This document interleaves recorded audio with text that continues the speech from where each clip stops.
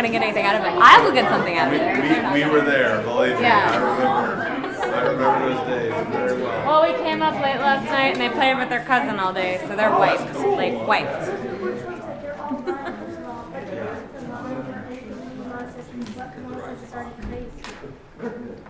But,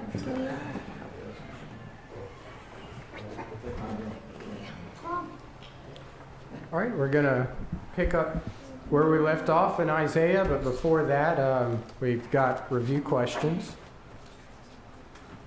If God instructs me and I do not follow, indicates my lack of or lapse in what? Of Him. Belief of Him, exactly. Numbers chapter 20, 12, of course, gives us the example of Moses. Moses was forbidden from entering into Canaan. For what reason does God give? disobedience? He struck the rock instead of speaking to him. And God says, in response to that, because you believed me not to sanctify me in the eyes of the people, right? Because you believed me not. So God instructed him in one way. He didn't follow that instruction. He instead struck the rock. And so in what way did Moses not believe God there? How did Moses not believe God? He didn't do what God told him to do Right. correctly, specifically. He Mhm. added his own thoughts into it. Yeah, he added his own thoughts. That's key. So Moses, understandably, was frustrated with the people at that time, right? So I believe he said something to the effect of, to the people, must we bring forth this water from this rock? He was frustrated with the people. Moses had in his own mind the correct response to those people. God had in his mind the correct response. And I think it's in Does he call them rebels? Rebels. It's worth looking at. And I'm trying to think of the reference in Corinthians where Paul explains that there's a type and antitype. Yeah. Yeah. That there's a type and antitype relationship with Christ, having to deal with Christ. Oh, yeah. And Moses just destroyed that teaching moment that God had set up for the people, for mankind, for all of time, actually. So Moses violated that.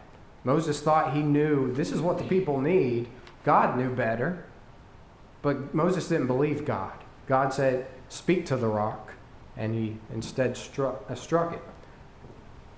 When we sin, a lot of the times, really, it's because of a lack of or a lapse in our belief in Him. If you think about it, a lot of the things we sin in, why do we sin? Ultimately, what's that? It's about us. We're selfish human beings. We're selfish people, and Yeah. we want to do what we want to do. Exactly. Don't we in our minds somehow, for some reason, think this is going, if I do this, this is going to be fulfilling. This is going to be something that is going to, this is going to be fun, is one way we might think of it. This is something that's going to make my life interesting. Are we not believing God when He says if you stay away from these things and you live a life like this instead, this is a fulfilling life. This is a life of meaning. As Solomon came to the conclusion, in Ecclesiastes chapter 12, fear God and keep His commandments. This is the whole of man. If we decide to make our lives about other things, is that not us demonstrating we don't believe God? That that there's more to it than just fearing God and keeping His commandments? If we are putting something in front of God's kingdom, as we keep referencing Matthew chapter 6, where we're told, seek ye first the kingdom of God and His righteousness, and all these things shall be added unto you. If we're worried about all these other things first, is that not demonstrating we don't believe God when He says, if we seek His kingdom first, that we'll be, all that stuff's going to be taken care of? So anytime we sin, If God instructs me and I do not follow, it indicates my lack of or lapse in belief in Him. Does that make sense? Yeah, well, I mean, also, a lot of people may not think that what the bad part is so bad that I can't control it. I can't, I'll be able to say no. Christ, he sat and ate with some bad people, Mm-hmm. but not everybody can sit with those bad people and come away not as a possibly doing some bad things too. Yeah. They may think that they can do the same thing as he did Yeah. with the power that you can't and you wouldn't be able to. Yeah. If we choose to surround ourselves with evil influence, are we disbelieving God when He says, evil companions corrupt good morals? So that's showing a disbelief in Him there. It's like, I can handle it, It's not believing God when He said that. So anytime we do not follow God's instruction, that's showing we don't believe God. We don't trust God to follow His instruction. See, I have in my mind the outcome, and this is where I think this is what I think is going to take me to this outcome. When God says, this is what will take you to the outcome. If we believe Him, we'll follow His word. We'll follow His instruction, right? It's like Noah, if he hadn't built that ark of gopher wood and built it with oak or cypress or some other type wood, he and his family would not have survived the flood.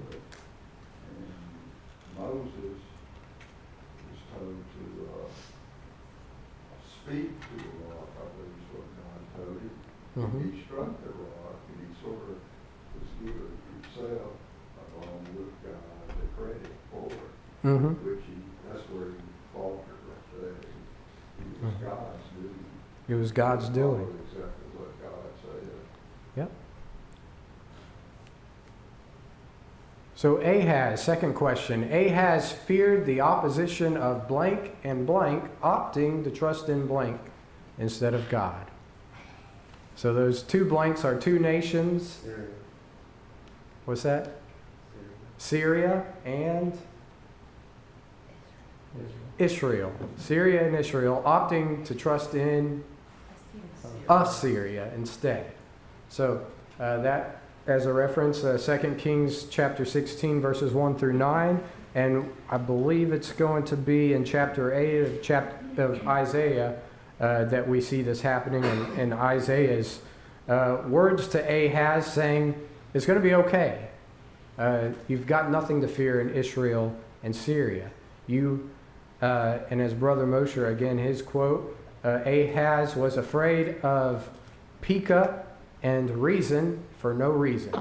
So he went to Assyria instead. He trusted in Assyria instead of God, which is why I have that question there. What were the results of Ahaz's alliance with Assyria? What happened because Ahaz chose to trust Assyria, to align himself with them? They had to pay tribute. They had to pay tribute, exactly. Judah became a vassal state. They had to pay tribute to Assyria. And then later on, it just created more difficulty because Hezekiah did the right thing and said, we're not aligned with them. And they stopped paying tribute. And what does Assyria do? They say, well, we want our money. We want, you owe us. And they came after them. So they faced retribution when Hezekiah stopped paying tribute. We need to trust God. God gives us instruction. That instruction's for our own good. Ahaz decided, he told, Isaiah said, it's going to be okay. Israel and Syria, they're going to fall. This is going to come to nothing. Why don't you go ahead and ask God for a sign? He says in Isaiah 8. And Ahaz says, no, I'm not going to do that. I'm not going to do that. He didn't trust God. Didn't trust the prophet of God. Okay, so our memory verse, and I've added to it tonight because we have what fits in is verse 21 of the passage. Anybody remember the reference to the current memory verse? Isaiah 5:20, which says, "Woe unto them that call evil good and good evil, that put darkness for light and light for darkness, that put bitter for sweet and sweet for bitter." And the next part of that's going to be, "Woe unto them that are wise in their own eyes and prudent in their own sight." Woe unto them that are wise in their own eyes and prudent in their own sight. Is that not what Ahaz? Does that not describe Ahaz? He was wise in his own eyes, prudent in his own sight. Might have described Moses in that moment in Numbers chapter 20. And it describes us when we choose to follow the way that we think is best instead of that which God has instructed us. So we're going to continue and look at the grounds for judgment against Judah, the defendants, the indictments, which we are currently looking at the indictments, and then finally the sentencing. And we're in the 3 M's portion of the indictments. We are looking at God. Their indictment is they are trusting in man's manufactured means. And part of that is man's military might. So we started this, looking at this last week in the many ways that we tend to seek out, we follow our own wisdom or prudent in our own sight. And we think, this is the way we ought to live our life. We find ourselves going against God's instruction, and instead, let me get there in my notes. Should have been there. So we see financial problems. We went through all these. We have our own ideas about financial problems. How does the world address them? They rely on credit cards, loans, and maybe do something unethical for money. And we see that stands in opposition to God or His instruction. Are we not trusting in God's instruction enough to follow Him in regards to those things? Conflict resolution. We discussed how that Matthew 18 exists. There's a way that we address conflict, but sometimes we just avoid it, or maybe we might handle it wrong. Career advancement. There's all these kinds of problems that we come up with the answers ourselves. And Ahaz did this with his trusting in the strength of Assyria. He was trusting in their military might. That was, they were the most powerful empire, the most powerful nation in Isaiah's day. And Ahaz certainly trusted in that. And I want us to read a few passages here. Somebody, Daniel chapter 4 and verse 17.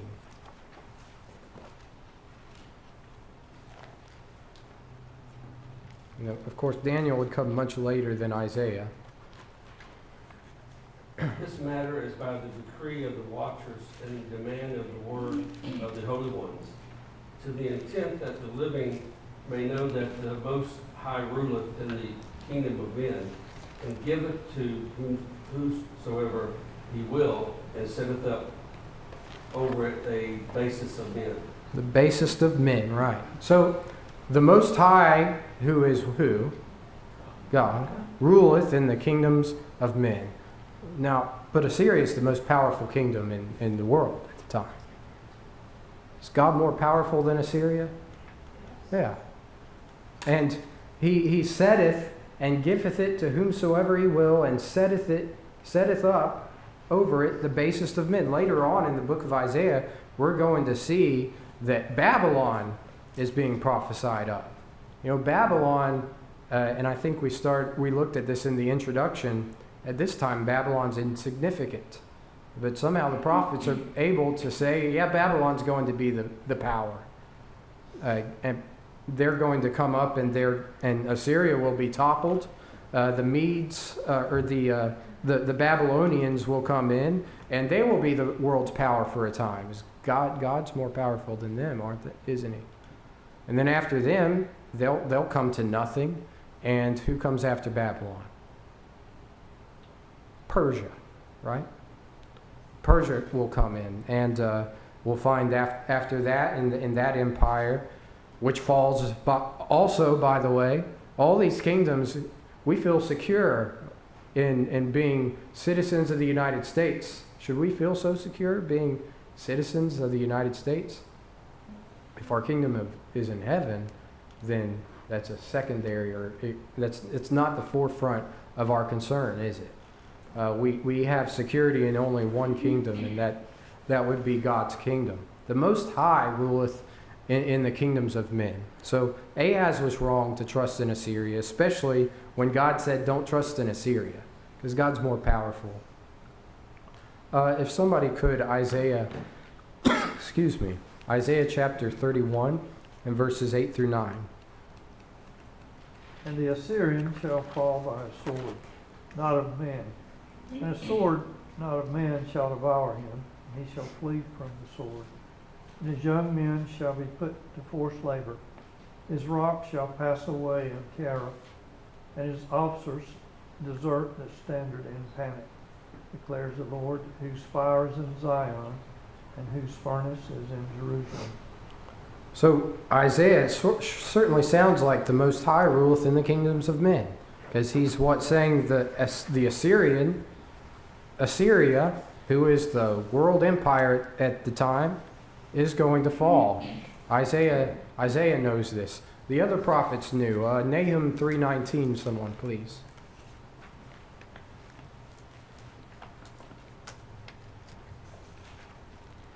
There is no healing of thy bruise. Thy wound is grievous.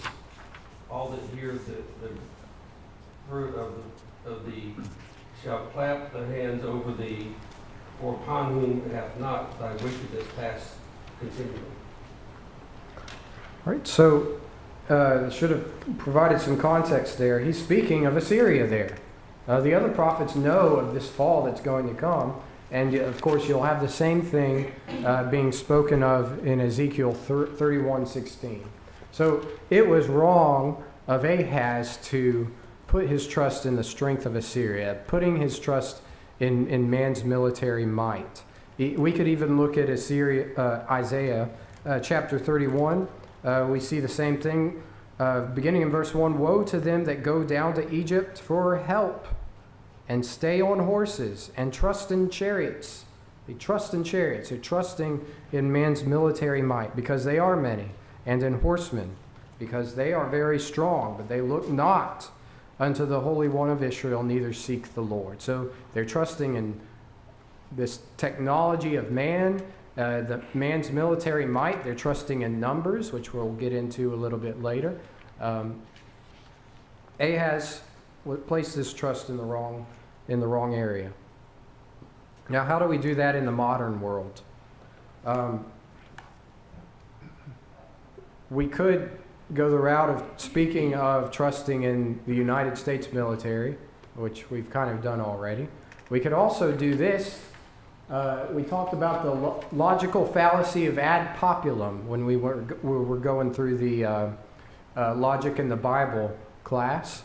Ad populum is an appeal to a majority. How might we do that? How might we make that mistake?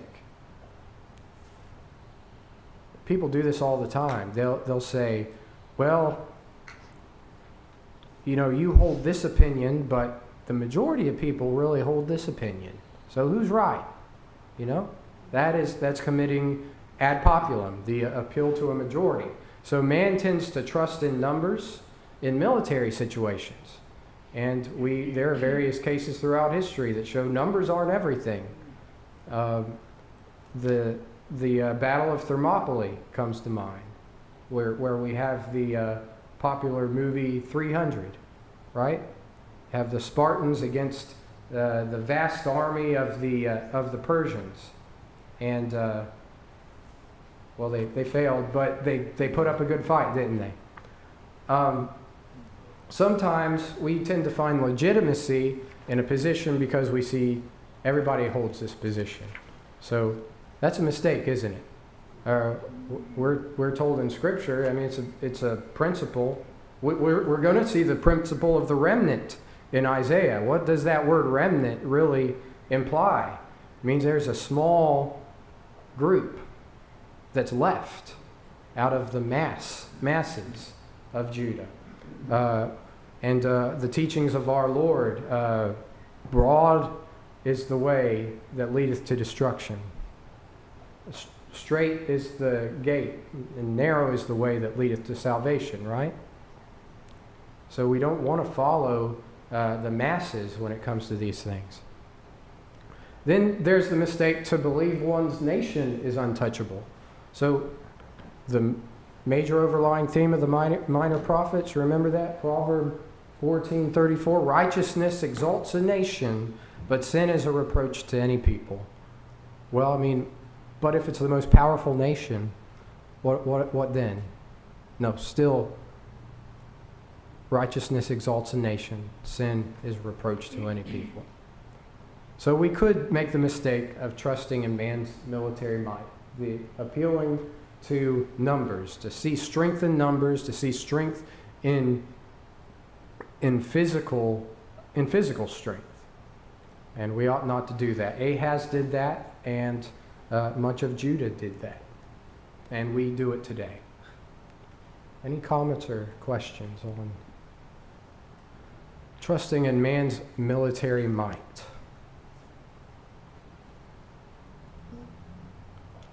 The next part is trusting in man's mystical madness.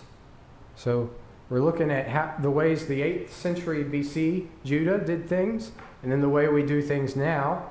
Isaiah stated in Judah's offenses here, let's look at the following verses. Chapter 2 and verse 6, he mentions there, therefore thou hast forsaken thy people, the house of Jacob, because they be replenished from the east, and are soothsayers like the Philistines, and they please themselves in the children of strangers. So they're soothsayers like the Philistines. They're telling the future in these mystical practices of the Philistines, influenced by the nations around them. Chapter 8 and verse 19, and when they shall say unto you, seek unto them that have familiar spirits, and unto wizards that peep and that mutter. Should not a people seek unto their God for the living to the dead? So the familiar spirits being mentioned there, wizards that peep and mutter. And so we think of all these fictional characters that we have in pop culture. They're based on things from history, things that men actually trusted in and sought instead of God. One more passage we can look at in Isaiah is chapter 47, verses 12 and 13. Stand now with thine enchantments, and with the multitude of thy sorceries, wherein thou hast labored from thy youth. This is something they've been doing from a very young age. If so be, thou shalt be able to profit. If so be, thou mayest prevail. Thou art wearied in the multitude of thy counsels. Let now the astrologers, the stargazers, the monthly prognosticators stand up and save thee from these things that shall come before thee. So judgment's coming to Judah. All these things you've been trusting in, go to those and see if they'll save you from it. Babylon's coming. Go see if they'll save you from that, in other words. So Isaiah, there's all this influence from these Eastern religions and the practices of those around them that are mystical, that are contrary to God. They're seeking wisdom. They're seeking understanding of the future that's coming from everything but the one that is able to provide it. So Judah should have known better if we look at it. Somebody, Deuteronomy 18, 10 through 12. And then if I could have somebody read Leviticus 19:31 after that. This is something that's been established that Israel and Judah would have known. They've been instructed in this before.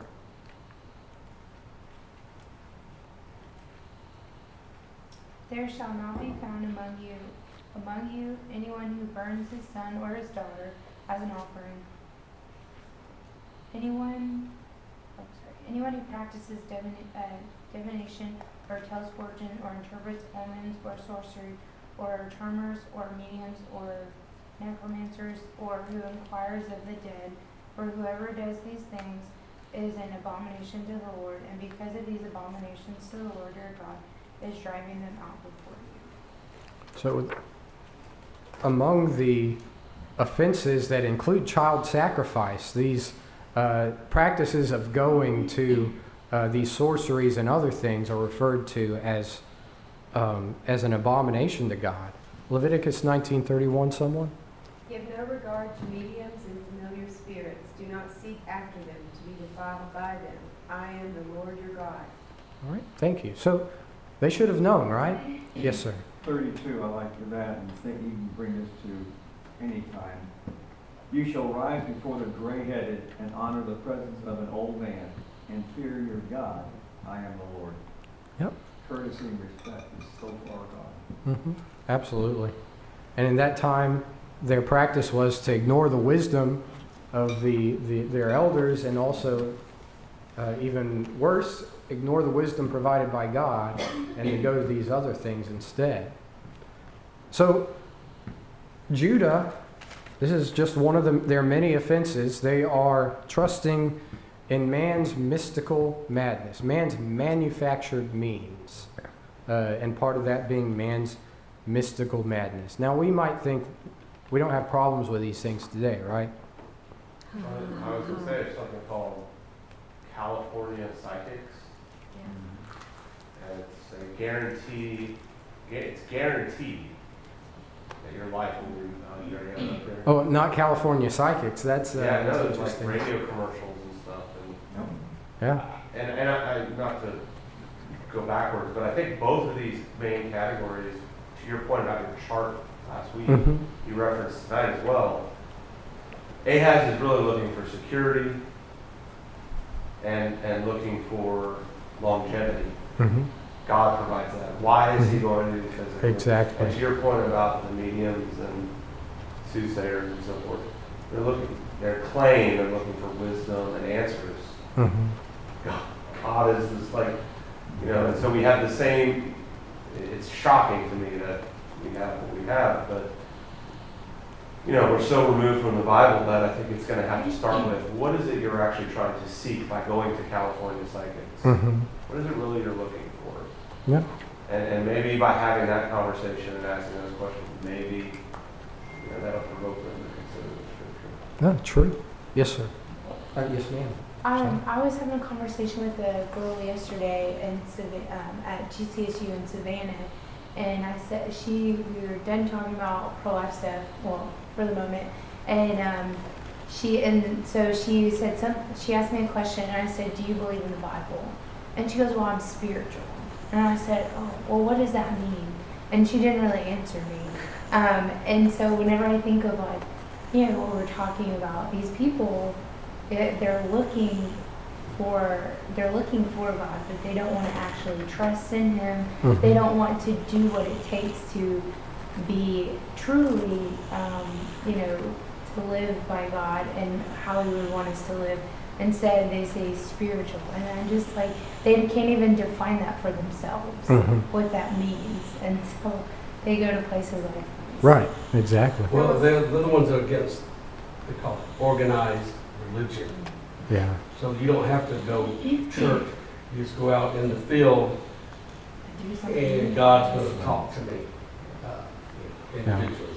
Tell me what I need. Instead of going to His Word. Yes, ma'am. I was going to say what he said. It means you're not religious and you don't want to go to church. Right. You want to be a good person. You want to feel good about yourself. Yep. There's a saying that I had growing up, what is right is not always popular, what is popular is not always right. That's a good saying. Yeah. Yeah. Absolutely. So we should know better. Judah should have known better. We should know better. What does Proverbs 3, 5, and 6 say? Trust in the Lord with all thine heart. Lean not on thine own understanding. In all thy ways acknowledge Him, and He will direct thy paths. We should know better than to seek all these other things. We should know better than to seek our own wisdom. Woe unto him that is wise in his own eyes, right? Isaiah 5:21, and prudent in his own sight.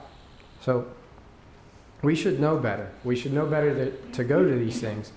And I have a hard. Sometimes I forget to just not assume that people know things, right? Like I had that experience in our song class the last time we had it. I thought everybody knew what an octave was. So sometimes I have to step back, and I think we're all good here, but I don't want to assume, right? These places might be familiar to you. Corey and I will pass this building on our way home tonight. It's a psychic off of 20 over there. This one's in downtown Beaufort. This one's somewhere in Cumming. I don't know. Maybe that looks familiar to some of you. I've never seen that one. And then this place is in Cumming as well. Tea Leaf Psychic Readings. So that first building at least I've seen that sign for as long as I can remember driving past it. These places are staying in business somehow. I mean, if they're not making money, I don't know why they're still around, right? Somebody's paying them. So we obviously have people that believe in these things, right? So this is something we need to address.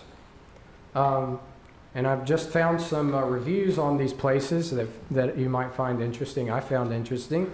For the last 2 decades, after losing my mom on the day Thanksgiving has been a time of grief and guilt. During a reading, Caroline connected with my mom's spirit, and the conversation lifted so much weight from my shoulders and healed wounds carried for years. It helped me make huge leaps in my self-healing journey, and this Thanksgiving has been the best in years. Thank you, Caroline, for sharing your gift with love, support, and guidance. We know, of course, from 1 Corinthians 13, these gifts don't exist anymore, or the type of gifts that she's talking about here. Conversing with the dead. But it's clear to me this lady here believes in this, right? This lady has been fooled into believing these things. And this one got me. Denise is a true disciple of Christ. She uses her God-given gifts to help her clients connect spiritually. That word, spiritual. Spiritually and meaningfully to the universe. I don't know about connecting with the universe, but I know that the things you need to be connected to, where's the instruction for that? God's Word, right? God says, do not do anything with net. I never think with network, right? But anyhow, basically, they have no idea. Mm-hmm. I mean, that's it. They're searching for meaning in places that they ought not to be searching for. The meaning is here. It's right here. I don't have to read all these. This is just to prove the point. It's just a lot of evidence for you that people believe this stuff. And I don't know if there are people within the church that believe it. Then there's a bad review here that I found interesting. Came here to get a psychic reading. The lady told me everything I already know, and even said some things that were completely just wrong about my life. I didn't even correct her, just let her do her thing. She did say a few things that were right, and not sure how she knew them, so this lady may have some psychic ability. I don't know where. It doesn't pass the test of Deuteronomy 18, so... Anyways, there's psychics, and then you'd be surprised to know that, well, I've come across supposed members of the church that did this, but how many of you read your horoscopes today? Nobody. Who knows their astrological sign? Okay, I've been told mine. If you were raised in the 70s, you knew your sign. Okay, I gotcha. wouldn't know why you needed to know that, but you just knew. I was told by a lady in my office that what I was, and I've already forgotten it, So I did something, and then she said, what month were you born, or when were you born? And I told her, and she said, oh yeah, that's typical, and then whatever sign I am. Right. So there are people that believe in this. There are people that put stock into this, and I just got this off of, I can't remember where I got these figures, but Americans, 18% are total believers in astrology. 51% somewhat of a believer, 30% are skeptical. You've got Gen Z. This is actually somewhat hopeful. It looks like it's on the decline.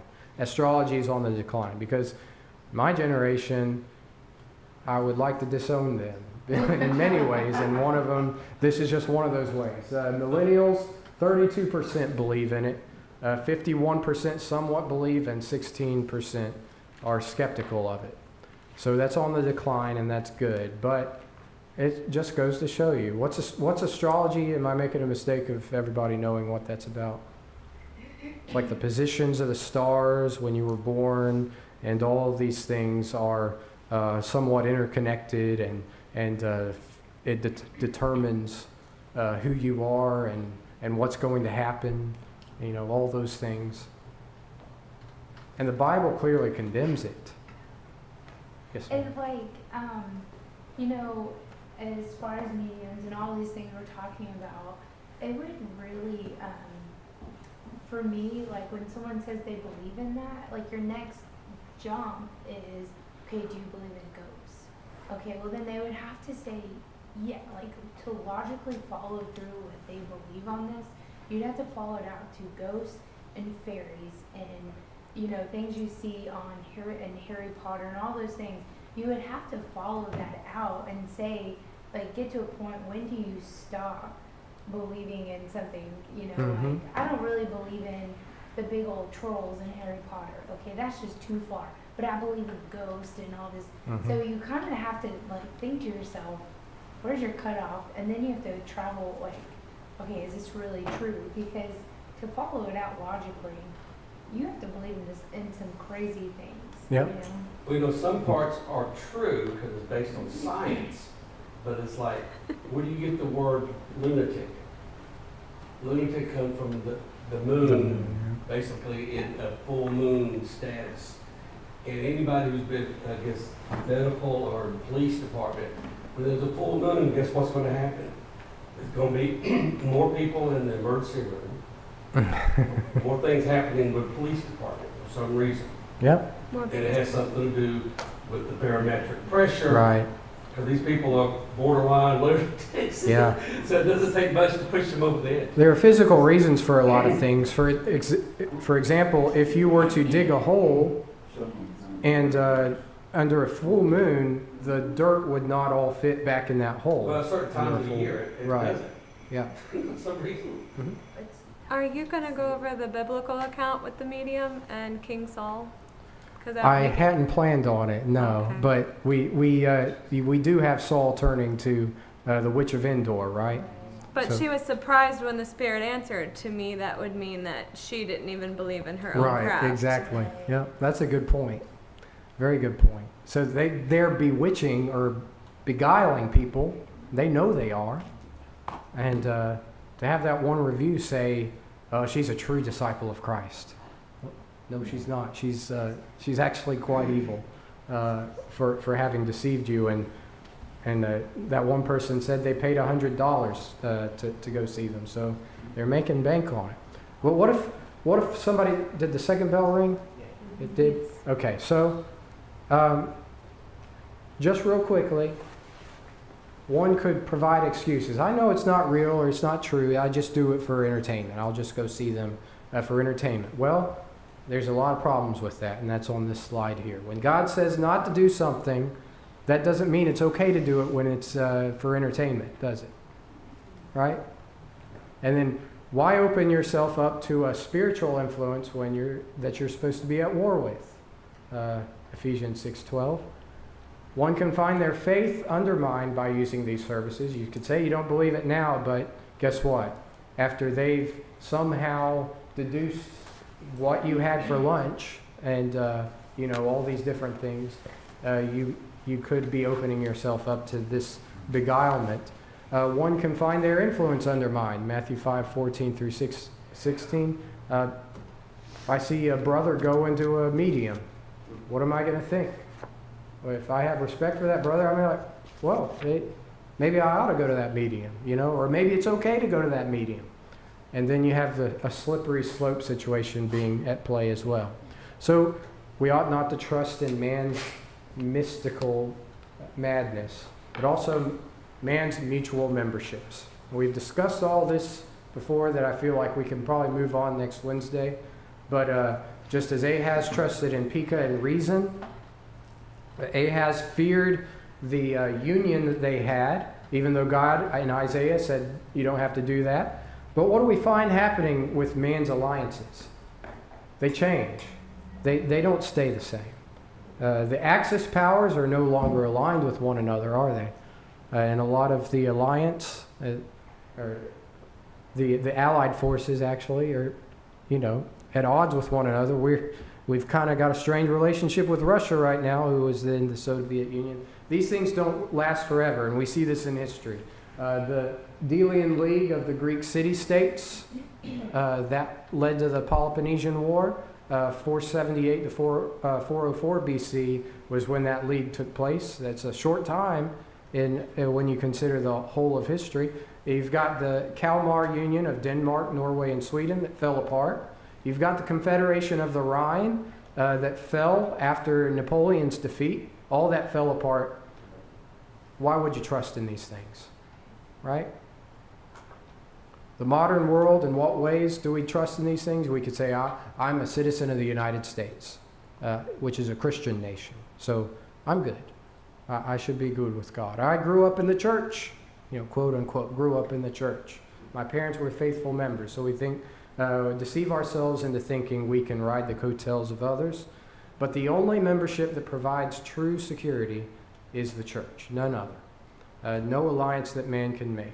One joins and maintains that membership through obedience, and his providential care is with those who love him. And we cannot find ourselves secure in anything else but the church. Any comments or questions? All right, we will move on from there in the indictments of Judah, and we'll talk about the list of woes that actually begin in chapter 5. Appreciate everybody's attention.